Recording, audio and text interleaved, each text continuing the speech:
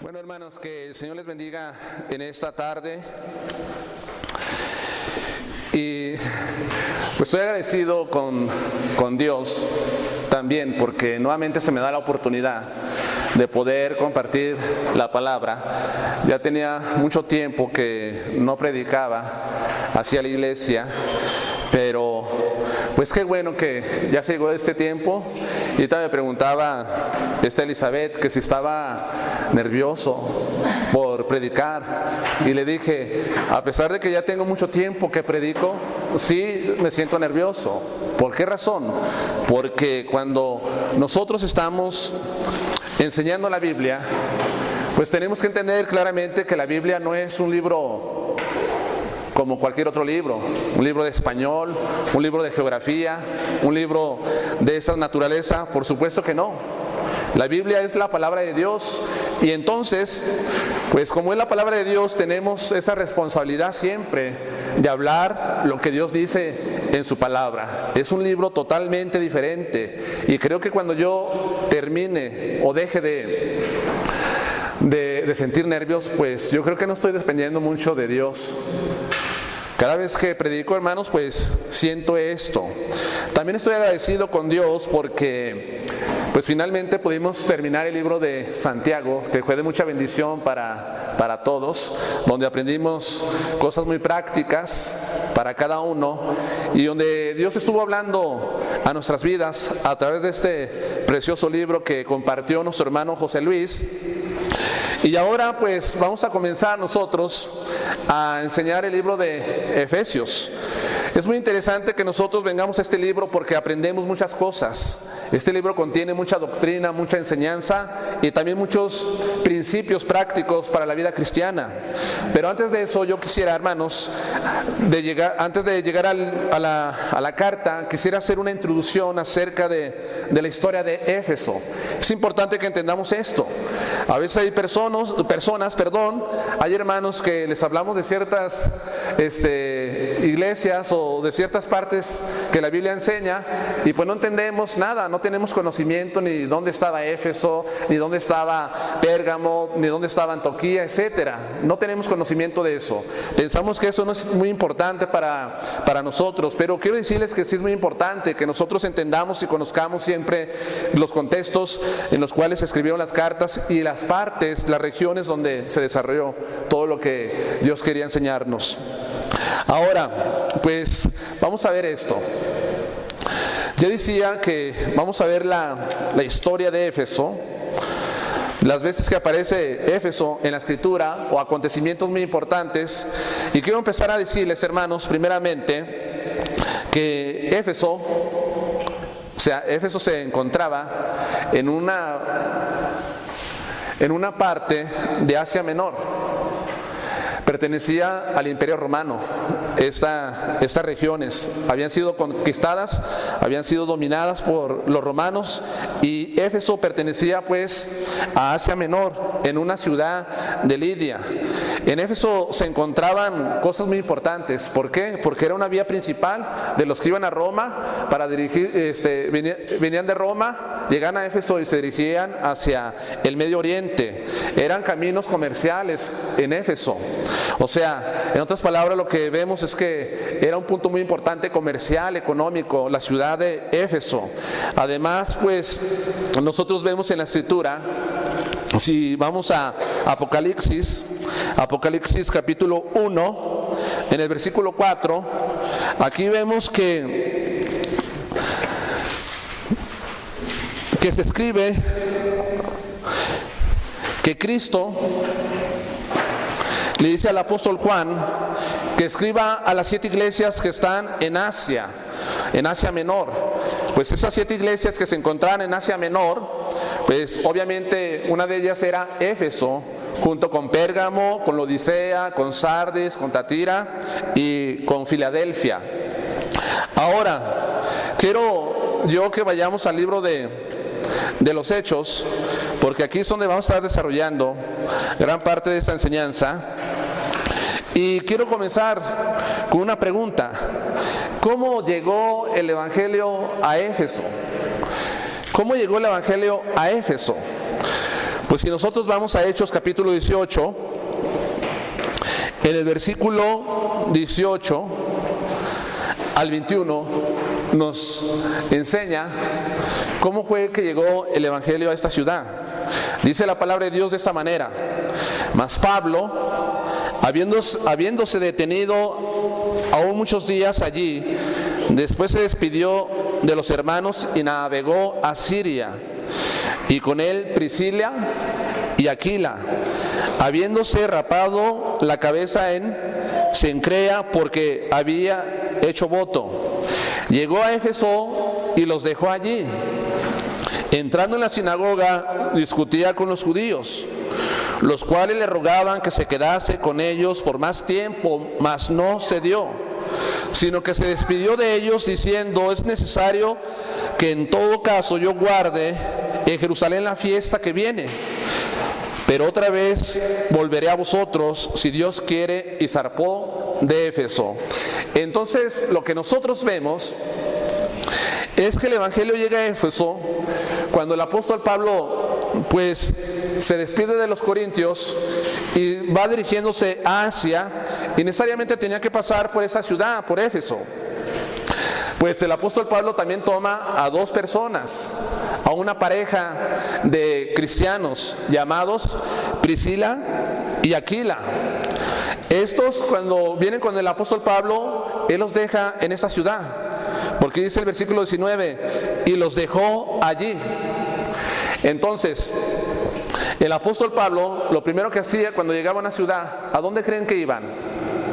Inmediatamente se dirigía a las sinagogas a predicar el evangelio, donde estaban los judíos, porque existían muchas sinagogas en el tiempo del Nuevo Testamento en diferentes partes del Imperio Romano. Ahora, también vemos algo interesante, es que estas personas que dejó allí Pablo en Éfeso, Priscila y Aquila, ellos se encargaron allí de empezar a predicar el evangelio a los habitantes de esa ciudad. Pero quiero decirles algo, pues es Priscila y Aquila los que se quedan en Éfeso y empiezan a hacer la obra de Dios en la difusión del evangelio. Pero quiero mostrar que cómo es que lo hacían ellos. En Primera de Corintios, vamos a Primera de Corintios, capítulo 16. Esta carta de Corintios fue escrita desde Éfeso por el apóstol Pablo, pero veamos lo que dice. Capítulo 16, versículo 19. Dice la palabra de Dios de esta manera: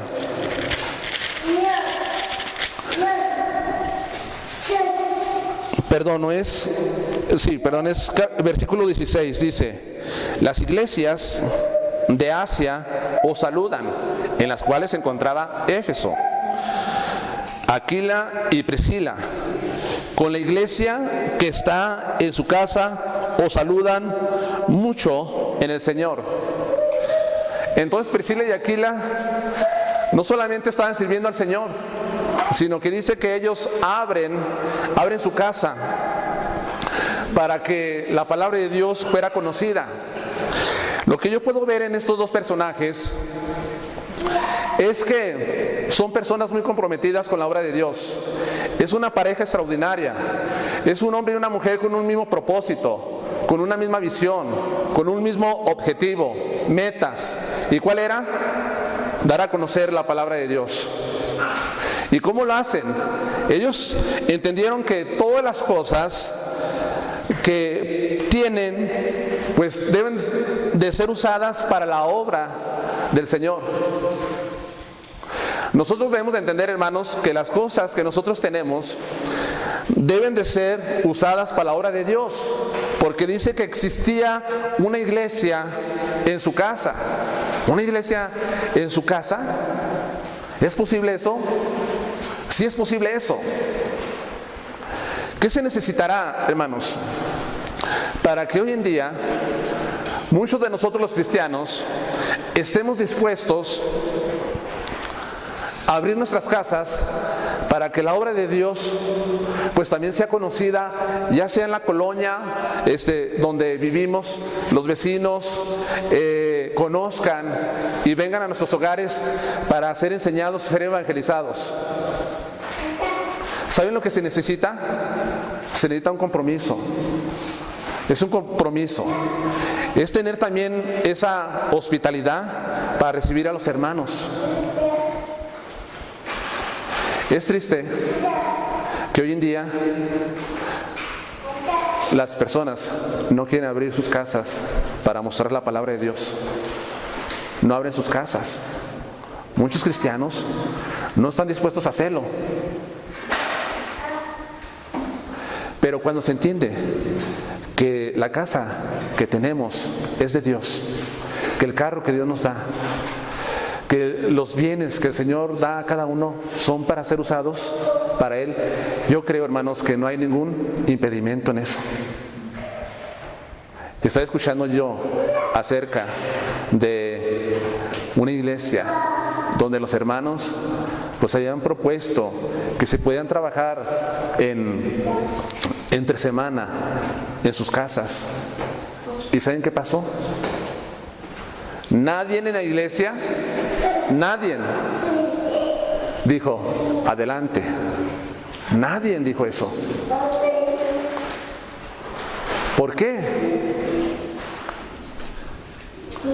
Porque existen muchas cosas en sus mentes que les impiden eso. A veces mucha gente piensa y dice, yo no puedo abrir mi casa porque mi casa es bien pequeña. Es bien chica mi casa. No puedo abrirlo ni siquiera ni para un estudio bíblico. Otras personas dicen, es que la verdad, a mí me da pena con mi casa. Soy muy pobre. Y me da vergüenza que vean cómo vivo. Otros piensan, es que si yo abro mi casa para que la palabra de Dios sea mostrada, me van a hacer mucho tiradero. Me la van a maltratar la casa. Hermanos, ¿ustedes creen que eso es un pensamiento cristiano? No es. ¿Ustedes creen que estas personas de Priscila y Aquila abrían sus casas? ¿Les importaba eso?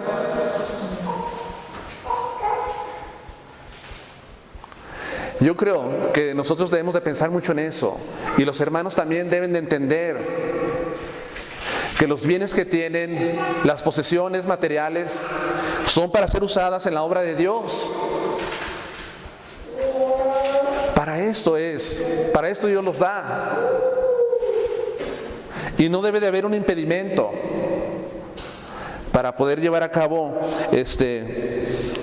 la palabra de Dios a las personas. Por eso es que muchas personas no trabajan en casa, a través de las casas, a través de estudios, porque no están dispuestos a hacerlo. Pero es un ejemplo de Priscila y Aquila. Además, también yo veo en estos hombres que están en Éfeso, los dos son comprometidos, ¿no? Los dos son comprometidos, tanto el esposo como la esposa, de un mismo sentir. Y qué bendición es cuando un matrimonio tiene esa misma visión en engrandecer y extender el Evangelio en este mundo. Es una gran bendición. Qué difícil es para muchos hermanos que quieren echarle ganas en la obra de Dios, pero la esposa no quiere caminar de la misma forma, o la esposa quiere echarle en todos los kilos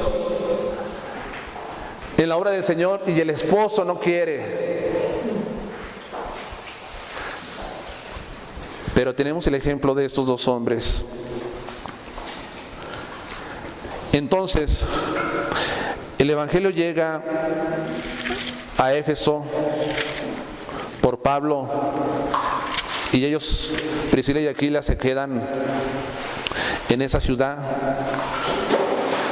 Dice la palabra de Dios también en el versículo 24 del mismo capítulo: llegó entonces a Éfeso un judío llamado Apolos, natural de Alejandría, varón elocuente, poderoso en las Escrituras.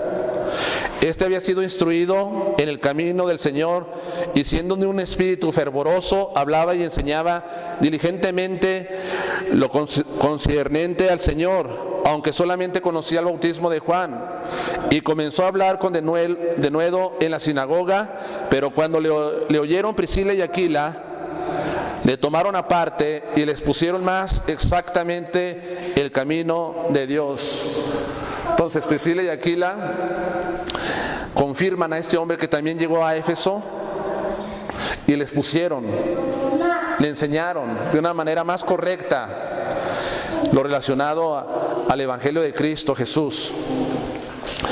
Ahora, hermanos, el apóstol Pablo llega en su tercer viaje misionero a Éfeso. ¿Y qué pasó cuando llegó allí? Ahora Pablo la primera vez no se quedó mucho tiempo, pero ya en su tercer viaje misionero se queda allí varios tiempo. Se queda más de 2 años y medio en esta ciudad. Y estamos en Hechos capítulo 19, versículo 8. Versículo 19, 8. Solamente estamos viendo cosas importantes acerca del capítulo. No estamos siguiendo de una manera versículo por versículo. Hechos 19, versículo 8 en adelante. Dice aquí la escritura: y entrando Pablo en la sinagoga de Éfeso, habló con denuedo por espacio de 3 meses, discutiendo y persuadiendo acerca del reino de Dios. Pero endureciéndose algunos y no creyendo, maldiciendo el camino delante de la multitud, se apartó Pablo de ellos y separó a los discípulos, discutiendo cada día en la escuela de un llamado Tirano. Así continuó por espacio de 2 años, de manera que todos los que habitaban en Asia, judíos y griegos, oyeron la palabra del Señor. Ahora, dice que Pablo llega nuevamente y otra vez va a la sinagoga, habla con poder por 3 meses la palabra del Señor, pero muchos de los que estaban allí oyendo, que eran judíos, se endurecieron y maldijeron el camino. Ahora lo que hace Pablo, saca a los discípulos, los lleva aparte y les instruye por más de 2 años, dice aquí la escritura. Ahora, en el versículo 10 dice: así continuó por espacio de 2 años, de manera que todos los que habitaban en Asia, judíos y griegos, oyeron la palabra del Señor. Una pregunta: ¿ustedes creen que el apóstol Pablo hacía todo el trabajo?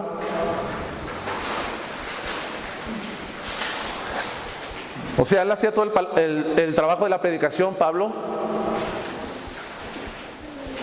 Porque dice aquí que los habitantes de Asia, tanto judíos como griegos, oyeron la palabra del Señor. Y no solamente aquí en Éfeso, sino las ciudades que estaban cercanas a este lugar. ¿Qué es lo que sucede? Pues que el apóstol Pablo llega, enseña, prepara, discipula, y estos discípulos, ¿qué estaban haciendo? Estaban compartiendo también la palabra a otras personas, y era la forma en que otras personas estaban viniendo a la fe. Estaba sucediendo eso. O sea, Pablo tenía colaboradores. Pablo tenía ayudantes que le ayudaran en la obra.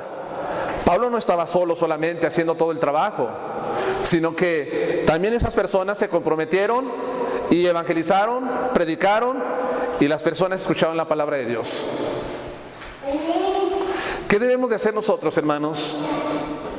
Si queremos que las demás personas aquí en Guadalupe y Zacatecas escuchen la palabra de Dios, ¿debo dejar solamente a mi hermano José solo? ¿O debemos dejar a nuestro hermano José Luis solo? No, ¿verdad? Creo que si nosotros hemos conocido ya el Evangelio y hemos sido salvos por Él, por el Señor Jesucristo, también nosotros debemos de tener ese compromiso de que la gente de aquí, de este lugar, escuche la palabra de Dios. Porque la obra no era solamente de Pablo, la obra es de todos. La obra no es mía, la obra no es solamente de tal hermano, la obra es de todos.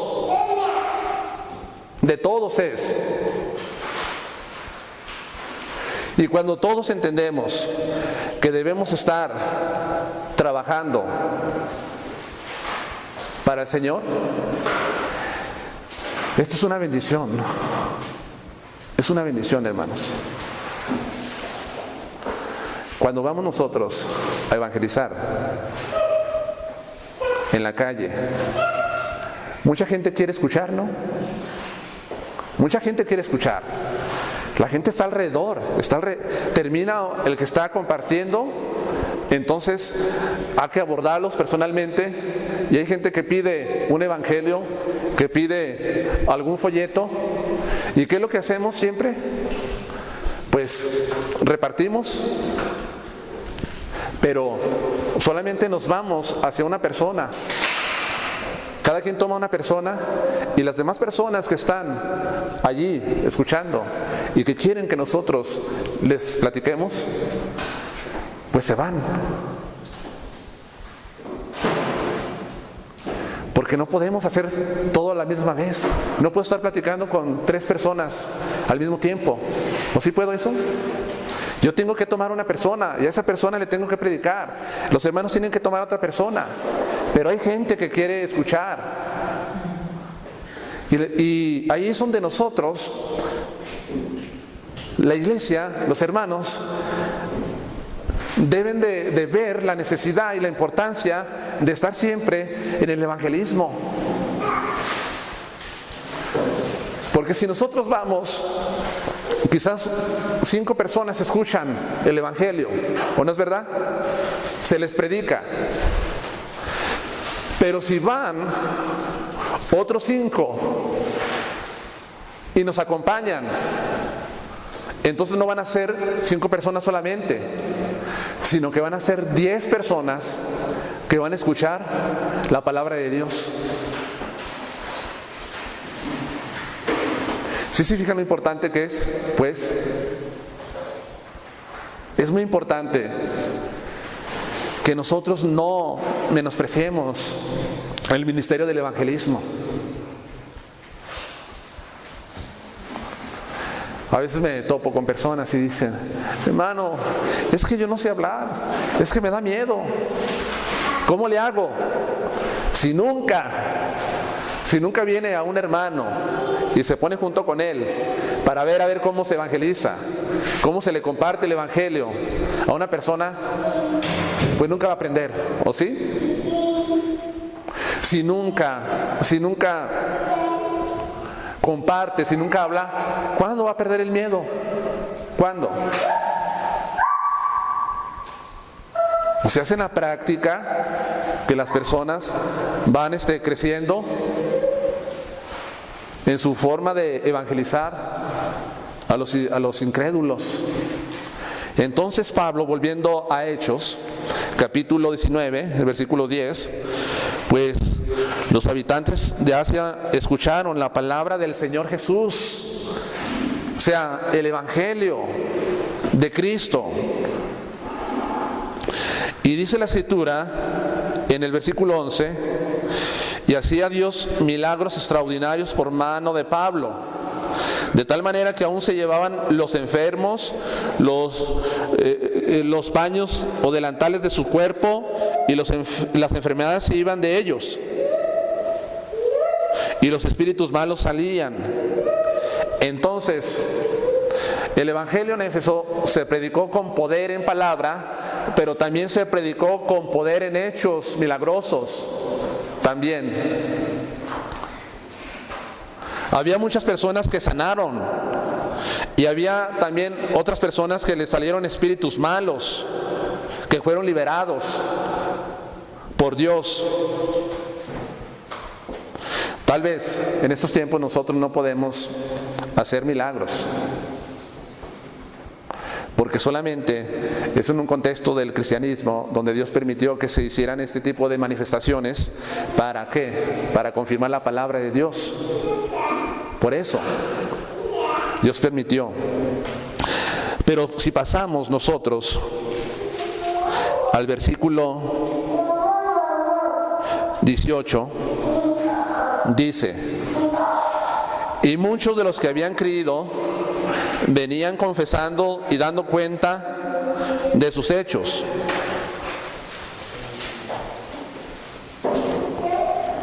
Y aquí vamos a entrar y ver los cultos y las creencias que había en la ciudad de Éfeso. Muchos creyeron y confesaban sus pecados, dando cuenta de lo que habían hecho. ¿Ustedes creen que el evangelio realmente llegó a los efesios con poder? Sí, por supuesto. Pero que hubo verdaderamente una conversión, una regeneración, salvación en estas personas que creyeron. Sí. ¿Por qué? Porque confesaban. ¿Qué confesaban? Pues sus pecados delante de Dios. Ahora, ellos tuvieron una salvación genuina, verdadera, se manifestó en lo que hacían, porque el versículo 19 nos dice también algo importante. Asimismo, muchos de los que habían practicado la magia trajeron los libros y los quemaron delante de todos, y hecha la cuenta de su precio, hallaron que era 50,000 piezas de plata. Así crecía y prevalecía poderosamente la palabra del Señor. ¿Qué hacían estas personas? ¿Qué practicaban anteriormente? La magia y la hechicería. Porque Éfeso era el centro de la magia negra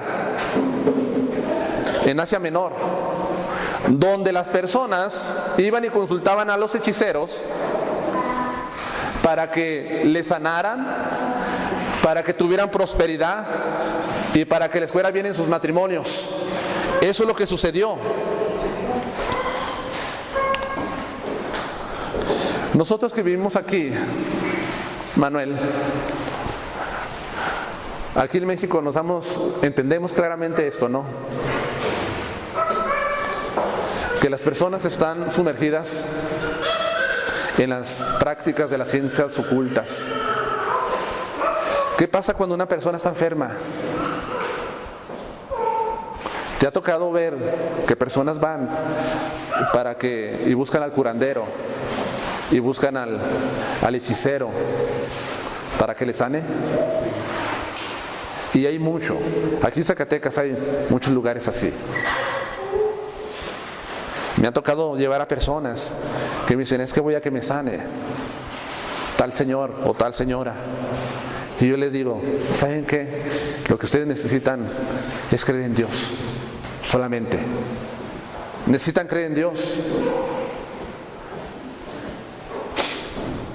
Pero sin embargo la gente no hace caso y siguen estas prácticas de la hechicería y de la magia.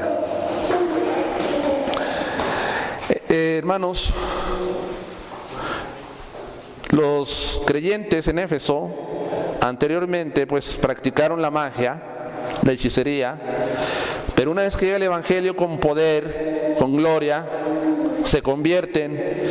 Y dice aquí la palabra de Dios que los libros fueron quemados delante de todos. Quemados. ¿Los libros de qué?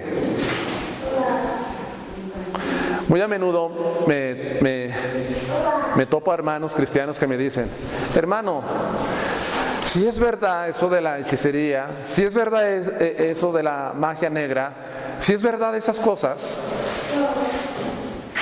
¿realmente la Biblia enseña acerca de esto?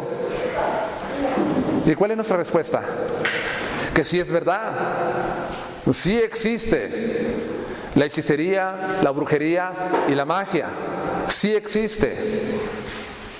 Y algunas personas dicen: pues si yo no creo, pues no pasa nada. O sea, eso es para las personas que creen. Pero si yo no creo, con eso estoy negando que suceda algo. Pero el simple hecho de que una persona niegue la realidad no cambia la verdad, ¿sí? O la realidad no la cambia, no se cambia. Ellos practicaban pues estas cosas, y eran cosas que Dios prohibía desde el Antiguo Testamento. Si vamos a Deuteronomio 18, versículo 9 y 14,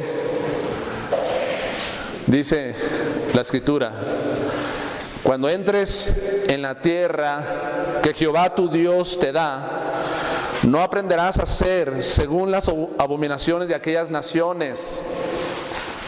No se ha hallado en ti quien haga pasar a su hijo o a su hija por el fuego, ni quien practique adivinación, ni agorero, ni sortilejo, ni hechicero, ni encantador, ni adivino, ni mago, ni quien consulte a los muertos. ¿Por qué? Es abominación para con Jehová cualquiera que hace estas cosas. Y por estas abominaciones Jehová tu Dios echa estas naciones delante de ti.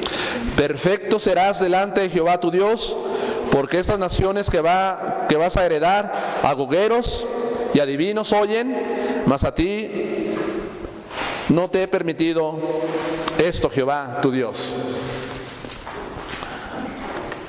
¿Qué dice la Biblia respecto a esto? Que es abominación a Jehová. A ver, voy a decir, ¿puede un cristiano usar una patita de conejo, un talismán, un chupón para la buena suerte? Por supuesto que no puede hacerlo, no debe de hacerlo. ¿Puede un cristiano consultar los signos del zodiaco? Yo he visto a muchos de los que se dicen cristianos consultando los signos del zodiaco. Y a ver qué me dice Piscis, a ver qué me dice Aries, qué me dice Libra. Pues que ahora no te vistas de azul, pues que ahora vas a hacer un viaje y te va a ir bien, pues haz esto y haz esto. Y allí están muchos cristianos consultando los signos del zodiaco, y eso está relacionado con las ciencias ocultas, esotéricas del mundo de las tinieblas. Todo esto está relacionado con eso.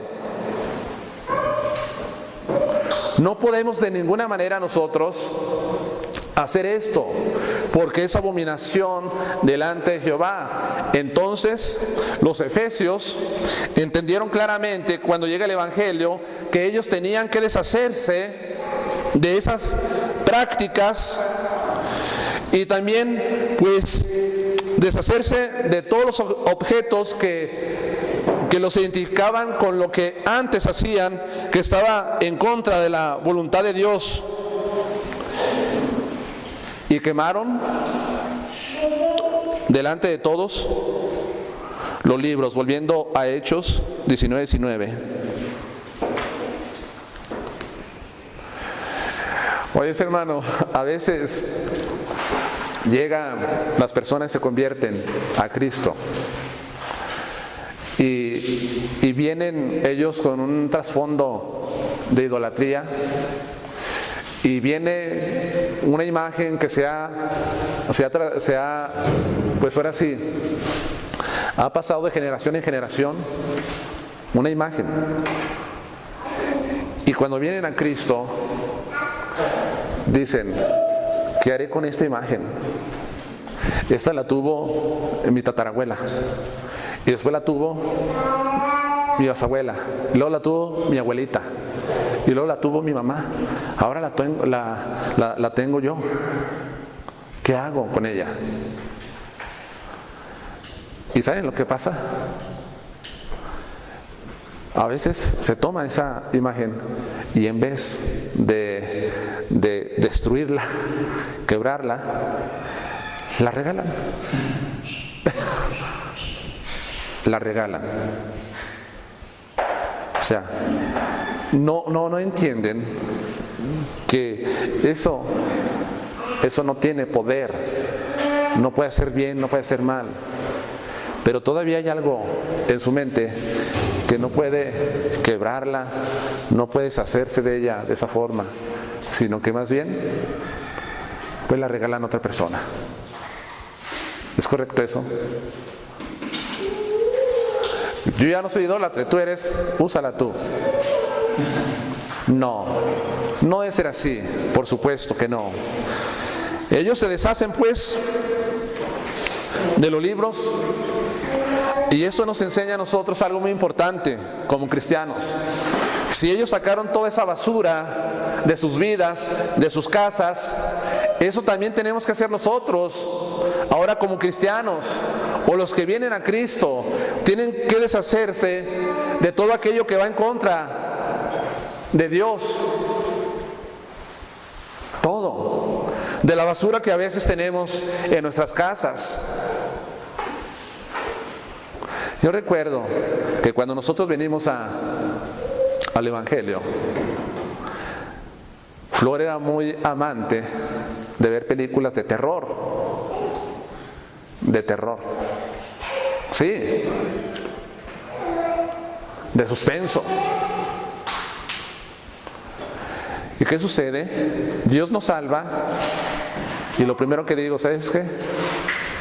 Esas películas que están aquí van a salir, y así era. Vamos a quebrarlas, así, hacerlas pedazos.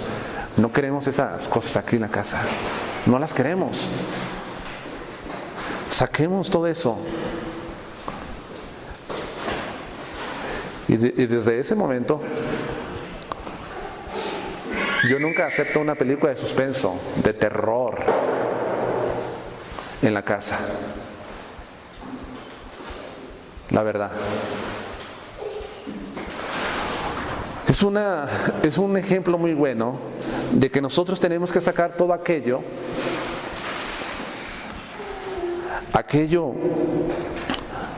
que no es bueno a los ojos de Dios, de nuestros hogares.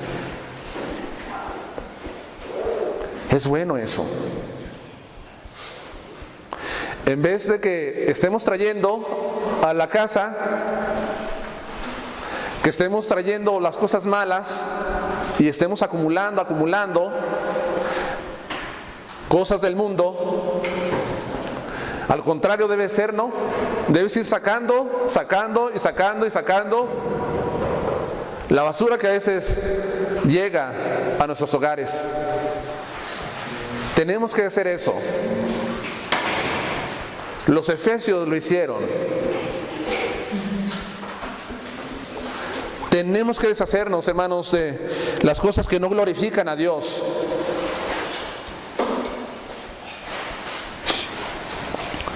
Entonces ellos estaban muy involucrados en las ciencias ocultas, en la hechicería.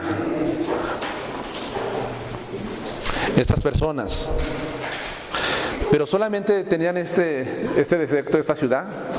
No, sino que también dice la Escritura, si pasamos al versículo 23, vamos al versículo 23.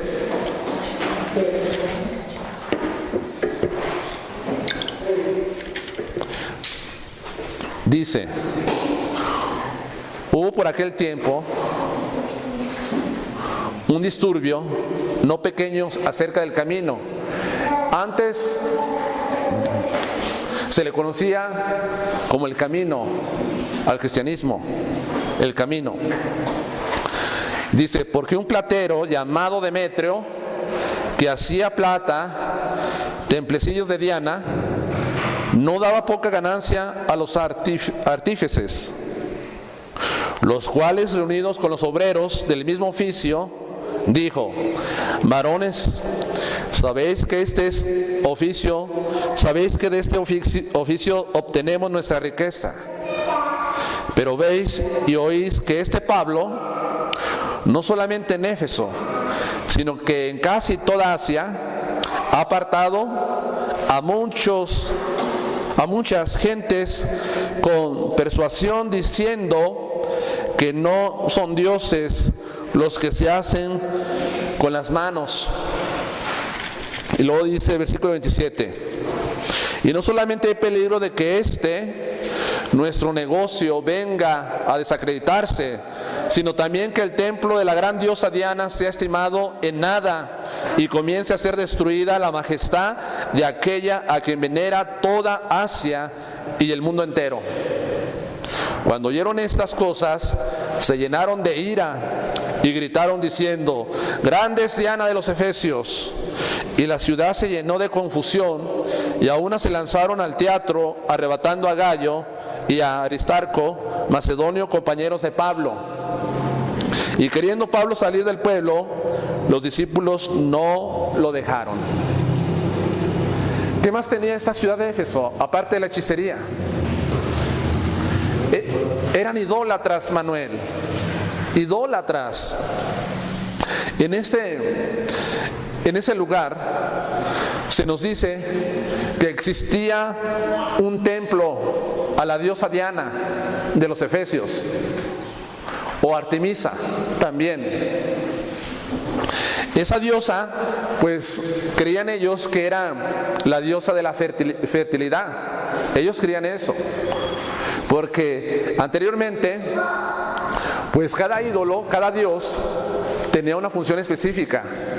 Unos que el dios de la lluvia, otros que de la fertilidad, otros que del amor, otros que de la buena suerte, y etcétera, etcétera. Exactamente como sucede hoy en día. Ahorita hay santos para la lluvia, para la buena suerte, para el noviazgo, para etcétera, para etcétera, etcétera. Existe eso hoy, actualmente. Entonces en esta ciudad de Éfeso estaba un templo muy grande, construido a esta diosa. Esta diosa Diana tenía un busto con muchos pechos, dice así. Y se le construyó un templo. Y el templo era enorme ese templo. Se consideraba que el templo era una de las 7 maravillas del mundo antiguo, en los cuales estaban los jardines colgantes de Babilonia, las pirámides de Egipto, estaba el templo de Zeus, estaba el faro que está en Alejandría, estaba otros más que no recuerdo ahorita, pero en esos estaba la ciudad de Éfeso, el templo.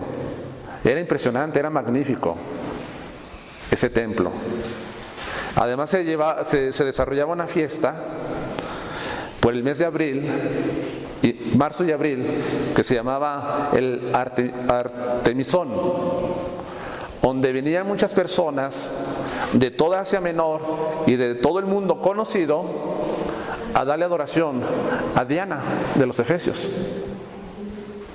Exactamente como sucede aquí en México, que van muchas personas de ciertos lugares a adorar una imagen. Eso sucedía. ¿Y qué pasaba esto? Esta ciudad era importante económicamente, pero también era importante religiosamente. ¿Por qué? Porque traía mucho turismo religioso. ¿Y cuánto dinero creen que cuánta derrama económica deja el turismo religioso? ¿Cuánto dinero? Es mucho dinero. Llega Pablo y predica, pues. ¿Y qué pasa? Muchas personas empiezan a convertirse. ¿Y qué dicen las personas de este lugar? Como Demetrio: si este hombre sigue, vamos a perder nuestro negocio, vamos a perder nuestra riqueza. Tenemos que hacer algo. Y él va con los demás obreros y apela a su codicia y también a su celo religioso y le dice: esto está sucediendo con este hombre, tenemos que hacer algo. Y agita a la ciudad y crea una confusión grande, de tal manera que esas personas se llenaron de ira y trataron de matarlos, tanto a Pablo como a sus colaboradores, compañeros. Eso trataron. ¿Por qué? Porque les estaba ofendiendo su negocio y también a su diosa, a Diana de los Efesios. ¿Le importó a Pablo ir a un lugar así? Donde la gente era idolátrica, que estaba en la idolatría. ¿Le importó? No. ¿Tuvo miedo Pablo? No tuvo miedo Pablo. ¿Nos importará a nosotros ir a un lugar donde la mayor parte de la gente es idólatra? ¿Y qué tal si te quieren matar? Como en este caso a estos siervos de Dios. Hermanos, Pablo ya había predicado anteriormente en Éfeso, y cuando predicó en su segundo viaje misionero no tuvo ninguna dificultad. Solamente la dificultad la tuvo con algunos judíos. Pero en su tercer viaje misionero, entonces se levanta este revolto. Se levanta. ¿Ustedes creen que todo el tiempo vamos a tener nosotros la facilidad de predicar el Evangelio de una manera abierta, sin ninguna persecución, sin ningún problema, aquí en México? ¿Ustedes creen eso? Va a llegar el tiempo en que se va a levantar el alboroto contra los cristianos y va a ser más difícil predicar la palabra de Dios aquí en México. Más difícil. Por eso yo siempre pienso y digo: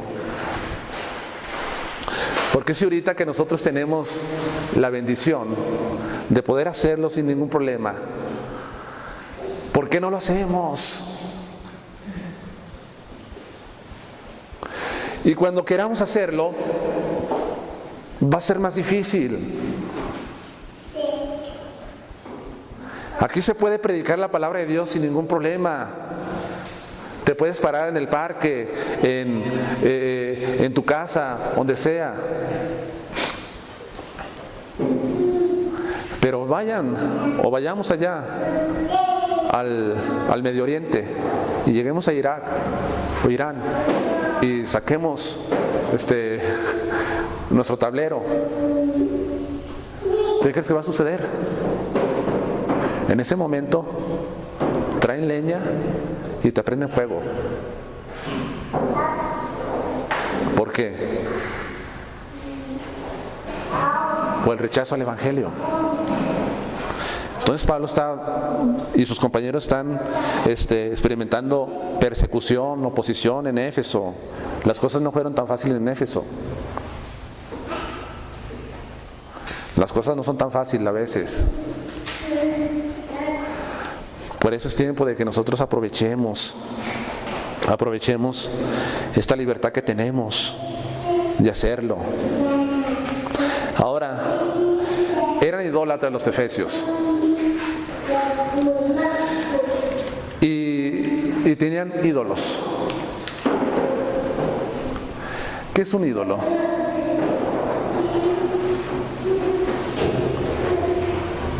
Pues podemos decir, un ídolo es una imagen, es una escultura. ¿Estamos de acuerdo con eso? ¿Sí? Ahora, pues tenían otros dioses. Ese ídolo para ellos era su Dios. ¿Y qué es un Dios en la vida de una persona? ¿Cómo podemos decir que es un Dios en la vida de una persona?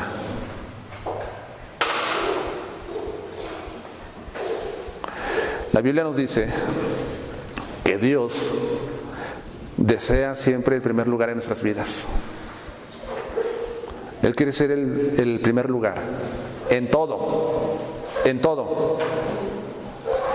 Entonces un Dios es aquel que ocupa el lugar de ¿quién? De Dios creador. Eso es un Dios. Y nosotros aquí en México tenemos, la mayoría de la gente, muchos dioses.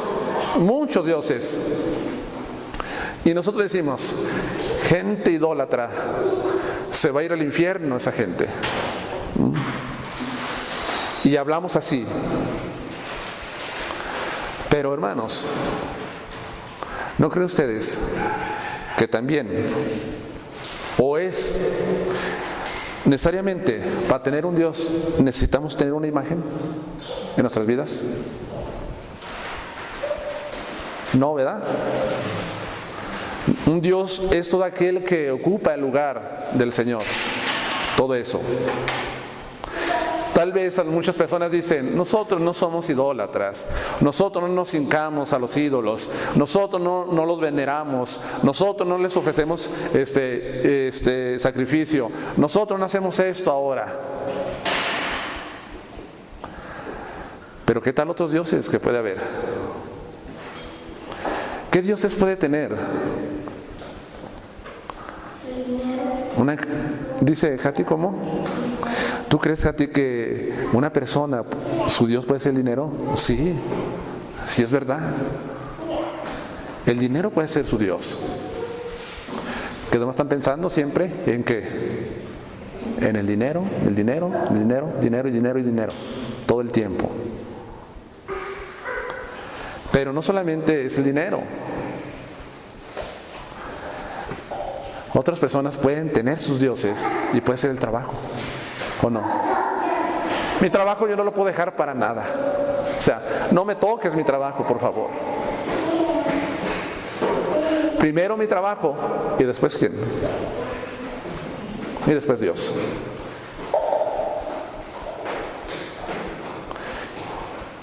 Otros también pueden tener su Dios, que puede ser el espectáculo, la diversión.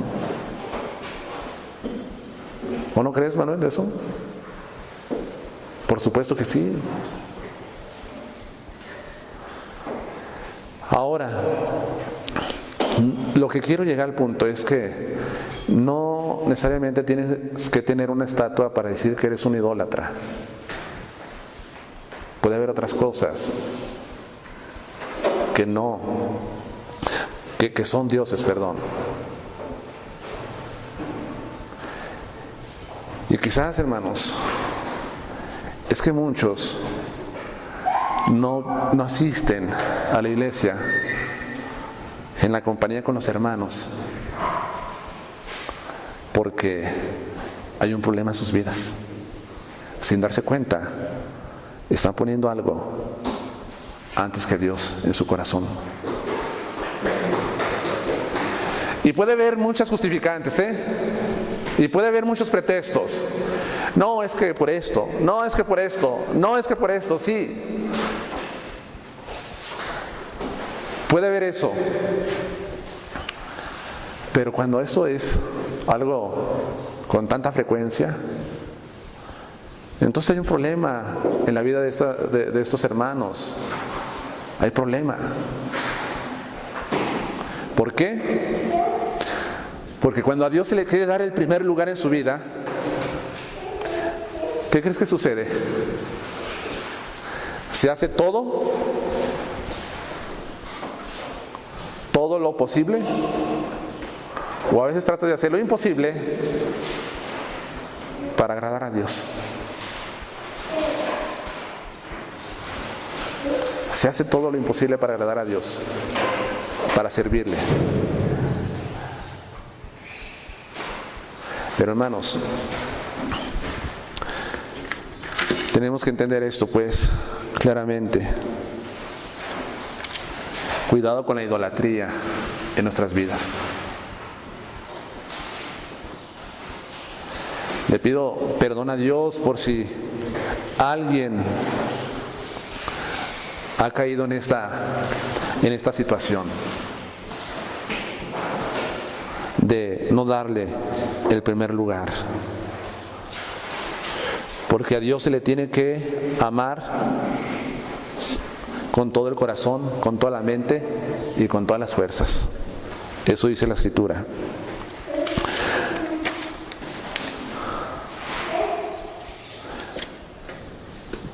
Le doy gracias al Señor, termino,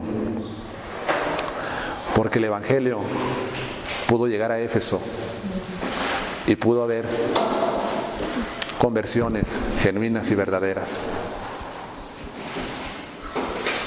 Creo también que si eso funcionó en el primer siglo, segundo siglo, también debe funcionar hoy en día. Le pido a Dios que siga levantando obreros, hombres fieles y comprometidos, para que el Evangelio también llegue a esta ciudad de una manera poderosa, de una manera verdadera, con cristianos verdaderos, como sucedió en Éfeso. Vamos a terminar con una oración.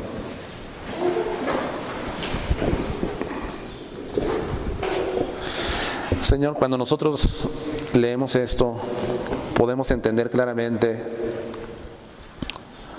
la situación que pasaba Éfeso, porque nosotros no desconocemos lo que se practica en este lugar, aquí en esta ciudad, Señor. Se practica mucho la hechicería, Padre, el ocultismo. Hay mercados saturados de amuletos, de objetos mágicos. Y lo triste es que la gente, Señor, sigue recurriendo a ellos. Señor, pues también aquí en Zacatecas, Padre, hay mucha idolatría. Hay algo, Señor, muy fuerte en este estado, en México. Te pido, Señor, que así como en Éfeso la palabra crecía porque el Evangelio era proclamado, porque también había hombres comprometidos, que así nos ayudes a nosotros en estos días. Te quiero dar gracias, Padre, porque tú nos salvaste también de la idolatría, de prácticas, Señor, que iban en contra de tu palabra. Te agradezco por eso, por la gracia y la misericordia que tuviste, y ayúdanos a seguir aprendiendo acerca de los Efesios. Señor, solamente quiero hablar para entender acerca de esta ciudad, porque más adelante quiero exponer, Señor, la Escritura, la epístola, de una manera, Señor, expositiva y profunda, Padre. Gracias por Cristo Jesús, por mis hermanos aquí reunidos. Recibe toda honra y toda gloria.